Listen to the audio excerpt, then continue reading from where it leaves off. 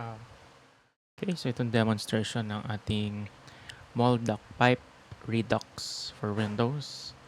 Ganito ang pagpe-prepare ng receptor. Buksan lang natin receptor prep.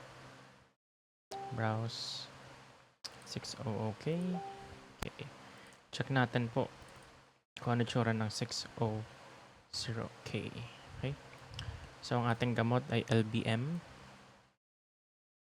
And 2PE is something na naligaw lamang. Wala sa ating receptor pocket. So, itong ating gamot, itong ating i-retake. Okay po. And, proceed. 2LBM ang gamot natin. So, itong ating reference ligand. Ang 2PE ay wala. Wala naman siyang sa receptor. Then, yung tubig na tira, tatanggalin. Okay. Ito, ASP835. Check natin sa Chimera kung meron siyang part sa docking. Kung wala naman, pwede natin tanggalin. Cell 35. Ito, ang part ng protein. Then, ito naman, ang layo sa gamot. So, we could safely ignore that. So, let's just remove it. Exclude from prepared receptor. Next. So, ito po sa binding center. Automatically na kinakalculate yung gitna ng receptor na nung ligand. Pero kung gusto nyo mano-mano, pwede naman kung gusto nyo. Or kung sa gitna ng ibang residue, pwede rin naman.